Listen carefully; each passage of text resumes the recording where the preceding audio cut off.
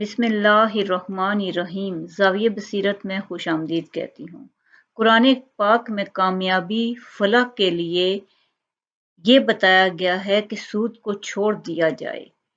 سورہ ال-عمران آیت نمبر 130 میں ارشاد باری تعالیٰ ہے یا ایھا الذین آمنوا لا تاکلوا الربا اضعافا مضاعفات واتقوا اللہ لعلکم تفلحون واتقوا النار التی اعدت للکافرین واطیعوا اللہ والرسول لعلکم ترحمون۔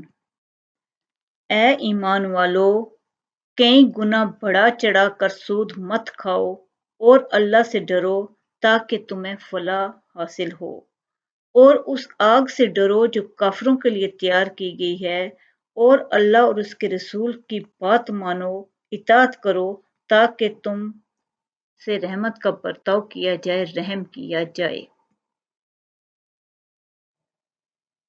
سورہ بقرہ آیت نمبر 275 میں سود کی ممانعت کے بارے میں ارشاد باری تعالیٰ ہے الذین یأکلون الربا لا یقومون الا کما یقوم الذی یتخبطہ الشیطان من المس ذلک بأنہم قالوا انما البیع مثل الربا وأحل اللہ البیع وحرم الربا فمن جاءہ موعظۃ من ربہ فانتہی فلہ ما سلف وامرہ الی اللہ فمن عاد فاولئک اصحاب النار ھم فیہا خالدون۔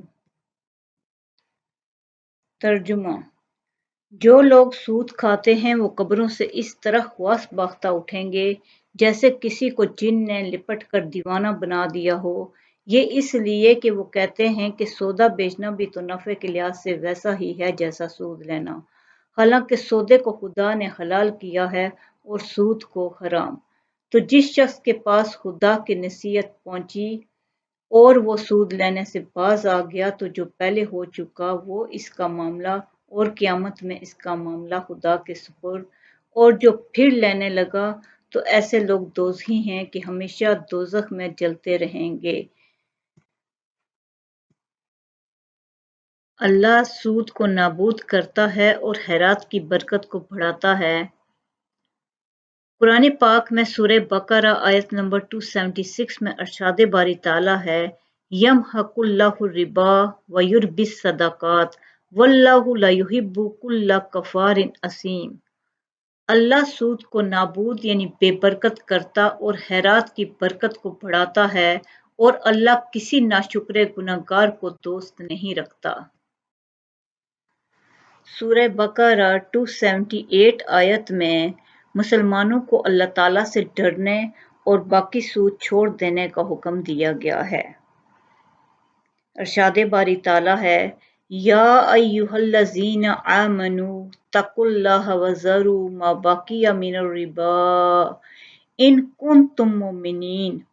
ترجمہ: مومنو، اللہ سے ڈرو اور اگر ایمان رکھتے ہو تو جتنا سود باقی رہ گیا ہے اس کو چھوڑ دو۔ سورہ بقرہ 279 آیت میں سود خوروں کو اللہ تعالیٰ اور اس کے رسول سے جنگ کی شدید وعید سنائی گئی ہے۔ ارشاد باری تعالیٰ ہے فَإِن لَّمْ تَفْعَلُوا فَأْذَنُوا بِحَرْبٍ مِّنَ اللَّهِ وَرَسُولِهِ وَإِن تُبْتُمْ فَلَكُمْ رُءُوسُ أَمْوَالِكُمْ لَا تَظْلِمُونَ وَلَا تُظْلَمُونَ۔